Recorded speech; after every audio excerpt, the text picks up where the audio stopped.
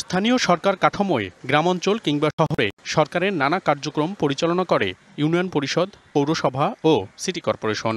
নাগরিকদের নানা সেবা নিশ্চিতের দায়িত্বে থাকা এই প্রতিষ্ঠানগুলো বহু বছর ধরেই স্বেচ্ছাচারিতা সহ নানা অভিযোগে জর্জরিত। ২০২৪ সালের গণ অভ্যুত্থানের পর নানা সংস্কার কমিশনের সাথে স্থানীয় সরকার ব্যবস্থাকে ঢেলে সাজাতেও গঠন করা হয় কমিশন, যে কমিশন গত রোববার অন্তর্বর্তী সরকারের কাছে তাদের প্রতিবেদন জমা দিয়েছে। এই কমিশনের নানা প্রস্তাবের মধ্যে সবচেয়ে আলোচিত জনগণের সরাসরি ভোটে নির্বাচন পদ্ধতি বাদ দিয়ে নির্বাচিত সদস্যদের ভোটে ইউনিয়ন পরিষদ চেয়ারম্যান বা সিটি কর্পোরেশনের মেয়র নির্বাচিত করার প্রস্তাব, যা নিয়ে চলছে আলোচনা সমালোচনা, যার ব্যাখ্যা দিলেন এই কমিশন প্রধান অধ্যাপক তোফায়েল আহমেদ। এখনকার সিস্টেমে যে কোনো ব্যক্তি যদি চেয়ারম্যান নির্বাচনে প্রত্যাশী হয় তাকে এক মেম্বার হওয়া লাগবে। তাহলে 6 জন বা 7 জন 10 জন লোক যদি চেয়ারম্যান হতে চায়, সেই 6 জন 7 জন 10 জন তাদেরকে আগে মেম্বারে কন্টেস্ট করতে হবে।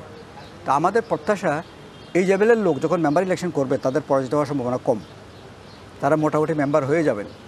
এইবার ওখানে তারা পরিষদের ভিতরে কন্টেস্ট করবেন। আইয়ুব খান আমলের অবস্থা ছিল, এটা খারাপ কি হয়েছে? আইয়ুব খান আমলে করছে বলে এটা খারাপ হয়ে যায়নি, তো পুরো ভারতে তো তাই আছে। নির্বাচন ব্যবস্থা সংস্কার কমিশনের প্রধান বদিউল আলমের মতে এই পদ্ধতিতে অনিয়ম ও রাজনৈতিক প্রভাবের সম্ভাবনা থেকেই যাচ্ছে।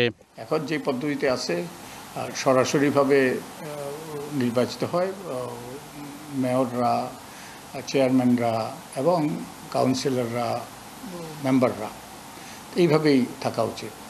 এর যৌক্তিকতা হলো এর যদি আমরা পরোক্ষ নির্বাচন হয় তাহলে ব্যাপক দুর্নীতি হবে, এখানে কেনাবেচা হবে এবং অস্থিরতার সৃষ্টি হবে, অস্থিতিশীল হবে। বিশ্লেষকরা বলছেন, জনগণের সরাসরি ভোটে নির্বাচিত না হলে জনপ্রতিনিধিদের জবাবদিহিতা থাকবে না। যারা আপনার সহযাত্রী, তাদের অধিকাংশই যদি সেই মেয়রের লোক হয়, তখন তো আপনি সদিচ্ছা থাকলেও আপনার ইচ্ছাটা কাজে লাগবে না। সুতরাং আমি মনে করি যে এর মধ্যে কোনো মেরিট নাই এই প্রস্তাবের মধ্যে। তাদের মধ্যে যে তাদের দায়িত্বের জন্য জবাবদিহিতা করা, এই জায়গাটা শক্তিশালী করতে পারলে আর কোনো সমস্যা নাই।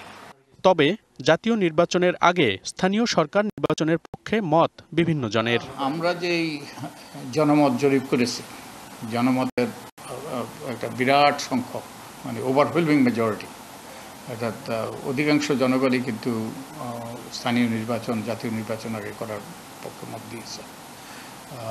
তো আমরা তাই প্রস্তাব করেছি। তো এখন এটাও নির্ধারিত হবে রাজনৈতিক দলের সাথে আলাপ আলোচনার ভিত্তিতে। বিভিন্ন কমিশন থেকে প্রাপ্ত সুপারিশগুলোর ভবিষ্যৎ নির্ভর করছে রাজনৈতিক দলগুলোর ওপর। তাদের সাথে জাতীয় ঐক্যমত্য কমিশনের মে মাসের দ্বিতীয় দফা সংলাপেই চূড়ান্ত হতে পারে বিষয়গুলো। মনিরুল সোহাগ, ডিবিসি নিউজ, ঢাকা। দেশের ঔষধের মোট চাহিদার প্রায় ৯৮% পূরণ করে দেশীয় ফার্মাসিউটিক্যালসগুলো। এসব ওষুধ কারখানায় এখন তৈরি হয় বিশ্বমানের ঔষধ, কিন্তু সক্ষমতা থাকার পরও কিছু ক্ষেত্রে সরকারের নীতি সহায়তার অভাবে রপ্তানির দৌড়ে এখনও অনেকটাই পিছিয়ে দেশের ঔষধ শিল্প। সংশ্লিষ্টরা বলছেন, এ খাতের উদ্ভাবনী উদ্যোগগুলোতে প্রত্যক্ষ সহায়তা দেয়া গেলে বিশ্ববাজারে বাংলাদেশও আলাদা জায়গা করে নিতে পারে। তাদের দাবি, ক্যান্সারসহ দুরারোগ্য ব্যাধির চিকিৎসায় নতুন দিগন্তের সূচনা হতে পারে বাংলাদেশ থেকেই। আলটিমেটলি আমাদের কেমিক্যাল ওষুধ থেকে টোটাল বিজ্ঞানটা চলে যাচ্ছে বায়োটেকে। অ্যান্ড বায়োটেক মলিকুল স্বাস্থ্যের জন্য একেবারেই অ্যামাইনো অ্যাসিড, অ্যামাইনো অ্যাসিড যেটা আমরা মাংস খাই, সেটা precise form of technology use করে সেটাকে তৈরি করা হয়। উদ্যোক্তারা বলছেন, এমনিতে ২০২৬ সালের পর উন্নয়নশীল দেশের স্বীকৃতি মিললে চ্যালেঞ্জে পড়বে বাংলাদেশের রপ্তানি। তার আগেই যদি ওষুধ শিল্পকে নীতি সহায়তা দেয়া যায়, তাহলে এ খাত হয়ে উঠতে পারে বিকল্প রপ্তানি আয়ের উৎস। আমরা কিন্তু এই বায়োলজিক্যাল প্রোডাক্ট নিয়ে, অ্যান্টি ক্যান্সার প্রোডাক্ট নিয়ে আমরা ইতিমধ্যেই কাজ শুরু করেছি। ইতিমধ্যে কিছু অ্যান্টি ক্যান্সার ড্রাগ বাজারে আমাদের এসেছে এবং ব্যাপক গবেষণা মাধ্যমে আমাদের এই কর্মকাণ্ড এগিয়ে যাচ্ছে। আমাদের নিজস্ব প্ল্যান্টে মেশিনপত্র এসে গেছে। দেশে এখন প্রায় ১.৫ শতাধিক কারখানায় ৫,০০০ ব্র্যান্ডের ৮,০০০-এরও বেশি ওষুধ উৎপাদন হয়। বিশ্লেষকরা বলছেন, বিকল্প রপ্তানি খাত হয়ে উঠতে চাইলে এ খাতে সরকারের নিবিড় তত্ত্বাবধান দরকার। বাংলাদেশ যুক্তরাষ্ট্রের বাজারেও আমরা কিন্তু অনুমোদন পেয়েছি এক্সপোর্ট করার। তার মানে হচ্ছে ওরা হাইলি রেগুলেটেড মার্কেট, যে হাইলি রেগুলেটেড মার্কেট সেই জায়গায় বাংলাদেশ কিন্তু তার সফলতা দেখাতে পেরেছে এবং চ্যালেঞ্জসমূহ মোকাবেলা করে কিন্তু সেই সফলতা আনতে হয়েছে। ঘোষণা অনুযায়ী 2026 সালে এলডিসি গ্র্যাজুয়েশন হলে শিল্প খাতে অনেক নতুন চ্যালেঞ্জ তৈরি হবে। এসব চ্যালেঞ্জ মোকাবেলার জন্য ব্যবসায়ীদের সক্ষমতা বাড়ানো, পণ্যে বৈচিত্র্য আনা এবং উৎপাদন খরচ কমানোর তাগিদ দিয়েছেন বিশ্লেষকরা। ইউসুফ রানা, ডিবিসি নিউজ, বিসিক শিল্পনগরী, বগুড়া। লেখাপড়া শিখে অনেক বড় হবার ইচ্ছে থাকলেও পটুয়াখালীর 8ম শ্রেণীতে পড়া এই কিশোরীকে যেতে হয় শ্বশুরবাড়ি। অভিভাবকরা বলছেন, শারীরিক পরিবর্তন দ্রুত হওয়ায় অল্প বয়সেই বিয়ে দেয়া হয় মেয়েদের। আমাকে লবণ এলাকায় বয়স হয়ে গেলে গুগুরা ডাক হয়ে গেলি মনে করেন অনেকজন অনেক কথা কয়। লোনা পানির কারণে শারীরিক নানা সমস্যার শিকার হতে হয়েছিল সাতক্ষীরার এই কিশোরীকে। সে কারণে তাকে বাল্য বিয়ে দেয় তার অভিভাবকরা। আমার যখন বয়স ছিল 14 বছর, তখন আমার বাবা মা বিশাল গরিব ছিল, তখন আমাকে বিয়ে দিয়েছে। বড় মেয়ে বিয়ে দিয়েছে 14 বছর, 16 বছর, আর ছোট মেয়ে বিয়ে দিয়েছে 14 বছর। চলতি বছরের আন্তর্জাতিক নারী দিবসে প্রকাশিত প্রতিবেদন জানাচ্ছে 18 বছর হবার আগেই 51.4% নারীর বিয়ে হয়েছে, যেখানে মা হয়েছেন 24% নারী। বাংলাদেশ পরিসংখ্যান ব্যুরোর 2023 সালের প্রতিবেদন বলছে 41.6% কন্যা শিশু বাল্যবিয়ের শিকার হয়, যা ক্রমে বেড়ে চলেছে। বিশেষজ্ঞরা জানান, উপকূলীয় এলাকায় এ সংখ্যা অনেকটাই এগিয়ে। ঝুঁকি বাড়াচ্ছে মাতৃমৃত্যু, শিশু মৃত্যু এবং প্রজনন স্বাস্থ্য সমস্যায়। উপকূলীয় এলাকা, সুপেয় পানি নাই। এই ক্ষেত্রে মেয়েরা মিনস্ট্রেশন হলে পরে দেখা যায় যে ওরা ফ্যামিলি প্ল্যানিং এর যে ট্যাবলেটটা সেটা খাওয়া শুরু করে। যেই মা বাবা এই রিস্কগুলো নিতে চায় না, তারা তখন মেয়েদেরকে পিরিয়ড হওয়ার পরেই চেষ্টা করে অন্য জায়গায় বিয়ে দেওয়ার চেষ্টা করে। যাদের 18 বছরের আগে বিয়ে হয়ে গেছে তাদের একাধিক সন্তান হতে পারে, অতিরিক্ত রক্তক্ষরণ হতে পারে, মাতৃমৃত্যুর মতো ঝুঁকি বেড়ে যেতে পারে। বাংলাদেশে কিন্তু কিশোরী মাতৃত্ব এই সংখ্যাটিও কিন্তু অনেক বেশি। এক্ষেত্রে বাল্যবিয়ে নিরোধ আইন 2018 লঙ্ঘন হচ্ছে অহরহ। কোনোটিতে বিয়ে প্রতিহত করা গেলেও চুপিসারে আবার বিয়ে হয়ে যাচ্ছে অন্যত্র। আইন যদি খুব কঠিন হতো এবং তার যদি যথাযথ প্রয়োগ থাকতো এবং এই পরিবারটা কোথায় চলে গেল এটার যদি একটা ফলো আপ থাকতো আইনিভাবেই, তাহলে এটা ছিল ঠিক। বাল্যবিয়ে প্রতিরোধে স্থানীয় প্রশাসনকে ভূমিকা পালনেরও পরামর্শ দেন বিশেষজ্ঞরা। Tahsina Jessy, DBC news, Dhaka.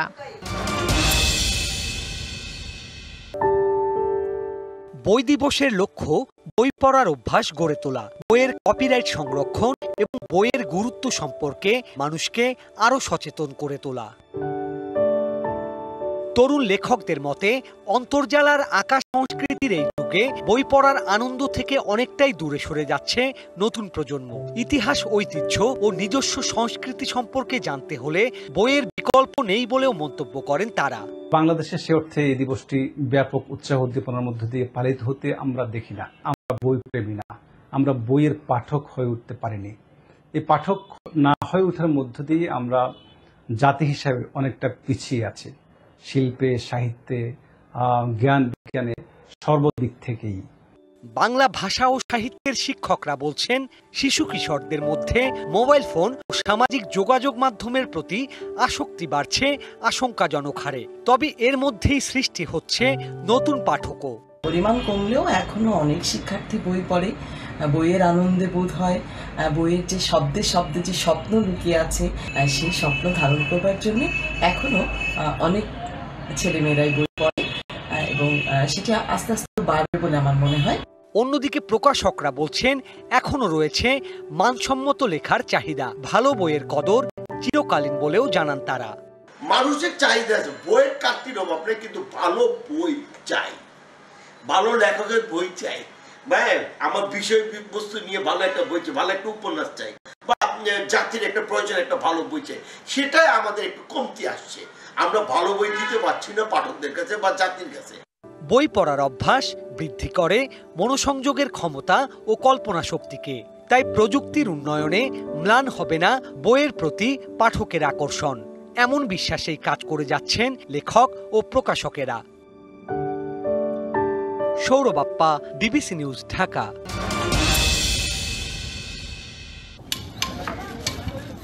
মিয়ানমারের সঙ্গে বাংলাদেশের বাণিজ্যের প্রধান রুট টেকনাফ স্থলবন্দর। আমদানি হয় বিভিন্ন ধরনের কাঠ, হিমায়িত মাছ, শুকনো সুপারি, পেঁয়াজ, আদা, শুটকি, নারকেল, ডাল, আচার সহ বিভিন্ন পণ্য। আর বাংলাদেশ থেকে যায় আলু, প্লাস্টিক পণ্য, সিমেন্ট, তৈরি পোশাক, চানাচুর, চিপস ও কোমল পানীয়। তবে গত 1 বছর রাখাইনে রক্তক্ষয়ী যুদ্ধের পর আরাকান আর্মি সীমান্ত এলাকা দখলে নেওয়ার পর স্থলবন্দরের কার্যক্রমে দেখা দিয়েছে স্থবিরতা। প্রায় নাফ নদীতে আটকে দেওয়া হচ্ছে পণ্যবাহী জাহাজ। তাই এই রুট এড়িয়ে বিকল্প পথে বাণিজ্য সচল রাখার দাবি আমদানিকারকদের। সাবদ্বীপের যে আমাদের গোলাটল বলে, যেটা এখন ভরাট হয়ে গেছে, ওটা যদি ড্রেজার করে যদি আমাদের এই বোটগুলা ট্রলারগুলো আসার জায়গা করে দেয়, তাহলে আমাদের মায়ানমার সীমানা আমাদের ট্রলারগুলো যাইতে হবে না। মায়ানমারের একেবারে শেষ প্রান্ত দিয়ে উনাদের পাশ দিয়ে যখন আসতে হয়, সেই জন্য কি হয়, এখানে এই মালামাল আসা আমি সংকট হয়ে গেছে। এইটা যতদিন লিঙ্গারিং হবে, সরকার হাজার হাজার কোটি টাকা, শত শত কোটি টাকা এই রাজস্ব হারাচ্ছে। চলতি অর্থ বছরের প্রথম 6 মাসে টেকনাফ স্থলবন্দর থেকে রাজস্ব আসে 108 কোটি টাকা। বর্তমানে নেমেছে প্রায় শূন্যের কোঠায়।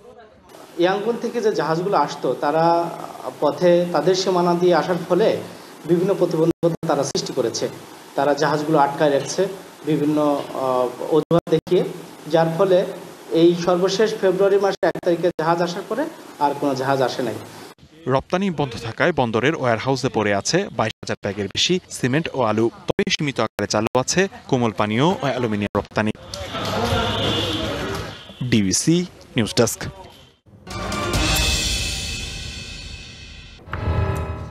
আওয়ামী লীগ সরকারের পতনের পর থেকেই অশান্ত চট্টগ্রামের রাউজান। প্রায় প্রতিদিনই আধিপত্য বিস্তার নিয়ে ঘটছে সংঘর্ষ, ব্যবহার হচ্ছে অত্যাধুনিক অস্ত্র। একের পর এক খুন, সংঘর্ষ নিয়ন্ত্রণে হিমশিম খাচ্ছে পুলিশ। রাজনৈতিক পট পরিবর্তনের পর রাউজানে প্রথম খুন হয় 28 আগস্ট। সর্বশেষ মঙ্গলবারও রাজনৈতিক হত্যার ঘটনা ঘটে। এখন পর্যন্ত শুধু রাউজানে প্রাণ হারিয়েছেন 9 জন। 1 সপ্তাহের ব্যবধানে যুবদলের 2 কর্মী মানিক আব্দুল্লাহ ও ইব্রাহিমকে হত্যা করেছে প্রতিপক্ষ। তারা বিএনপির কেন্দ্রীয় ভাইস চেয়ারম্যান গিয়াসউদ্দিন কাদের চৌধুরীর অনুসারী হিসেবে পরিচিত।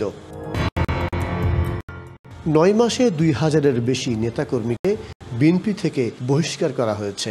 দুষ্কৃতিকারীদের দলে জায়গা হবে না বলেও হুঁশিয়ারি দিচ্ছেন সিনিয়র নেতারা। বিএনপি এটার উপর যে ধরনের আপনি শাস্তিমূলক ব্যবস্থা গ্রহণ করছে, বাংলাদেশের কোনো দল এতগুলো নেতাকর্মীর বিরুদ্ধে এত কম সময়ের মধ্যে যে এত সিরিয়াস আপনি ব্যবস্থা নেওয়া হয় না। রাজনৈতিক হানাহানি বন্ধে দলকে ভূমিকা নেওয়ার আহ্বান জানায় পুলিশ। এইটাকে আমরা যাতে কমাতে পারি, আমাদের কিছু পরিকল্পনা, একটা গ্রাউন্ড ওয়ার্ক আমাদের চলছে। জনমানুষের নিরাপত্তা হুমকির মুখে পড়ে, এটা কোনো অবস্থাতেই বরদাস্ত করা হবে না। স্থানীয়রা বলছেন, প্রভাবশালী 2 বিএনপি নেতা গিয়াস কাদের চৌধুরী ও গোলাম আকবর খন্দকারের বিরুদ্ধে ঘটছে একের পর এক হত্যাকাণ্ড।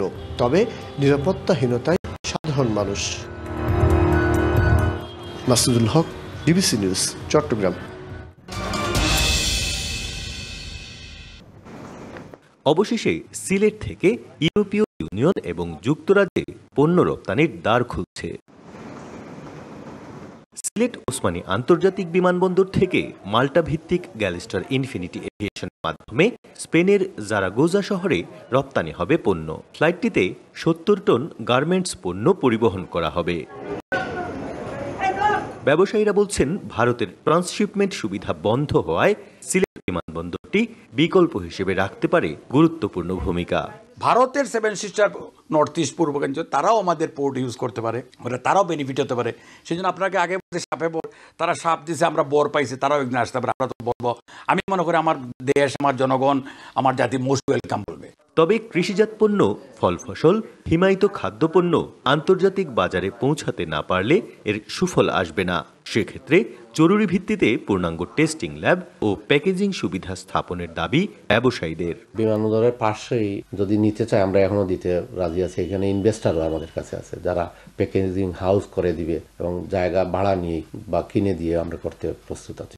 এখানে সরকারের উদ্যোগ নিলে আমরা এটা করে দিতে পারবো ইনশাল্লাহ। পণ্যের যোগান সাপেক্ষে নিয়মিত কার্গো ফ্লাইট চলাচল করবে এই বিমানবন্দর থেকে। ইউরোপিয়ান দেশগুলোতে বা যুক্তরাজ্যে প্রবেশের জন্য যে RH প্রটোকল, সিকিউরিটি প্রটোকল মানতে হয়, সেরকম প্রটোকল মানা বাংলাদেশের মধ্যে দ্বিতীয় স্টেশন। তার এই ক্ষেত্রে অনেক ভালো ভূমিকা রাখবে আমরা যদি যথাযথভাবে এটাকে ইউটিলাইজ করতে পারি। সিলেট থেকে সরাসরি আন্তর্জাতিক কার্গো ফ্লাইট পরিচালনার মাধ্যমে রপ্তানি বাণিজ্যে নতুন দিগন্তের উন্মোচন হচ্ছে বলে মনে করেন ব্যবসায়ীরা। তারা বলছেন, ভারতের ট্রান্সশিপমেন্ট সুবিধা বাতিলের পর নতুন চ্যালেঞ্জ মোকাবেলায় এটি অত্যন্ত কার্যকর ভূমিকাও পালন করবে। প্রত্যুষ তালুকদার, ডিবিসি নিউজ, সিলেট ওসমানী আন্তর্জাতিক বিমানবন্দর, সিলেট।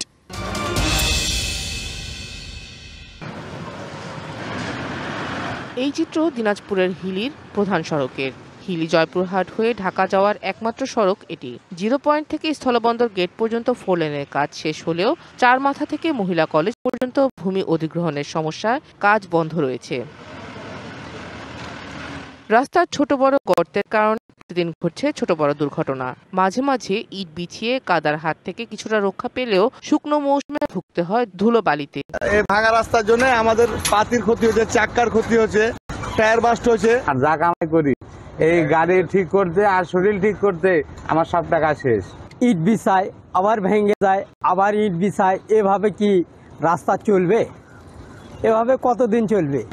এতই ধুলা মানুষের শ্বাসকষ্টের সমস্যা হয়ে যাচ্ছে। হিলি স্থলবন্দর থেকে সরকার কোটি কোটি টাকা রাজস্ব আয় করলেও প্রধান সড়কটির বিষয়ে কোনো পদক্ষেপ নেওয়া হয়নি বলে ক্ষোভ সচেতন মহলের। 400 থেকে 500 কোটি টাকা আয় করে, কিন্তু আসলে সেই ন্যূনতম যে একটা ফ্যাসিলিটি, সেই ফ্যাসিলিটিটা কিন্তু আমরা এই হিলি স্থলবন্দর থেকে আমরা এখানে পাই না। স্থানীয় প্রশাসন বলছে, ভূমি অধিগ্রহণ শেষ হলে শুরু হবে রাস্তার কাজ। এই রাস্তাটার অধিগ্রহণের কারণে কাজটা একটু আটকে আছে। আমাদের এটার জন্য ভূমি মন্ত্রণালয় থেকে একটা চিঠি পাঠানো হয়েছে এবং চিঠি সাপেক্ষে প্রয়োজনীয় ব্যবস্থা গ্রহণ করা হচ্ছে এবং এই বিষয়টা হলে অধিগ্রহণ বিষয়টা শেষ হবে এবং কার্যক্রমগুলো শুরু হবে। জনভোগান্তি লাঘবে দ্রুত এই রাস্তার কাজ শেষ করার দাবি স্থানীয়দের। DBC news desk.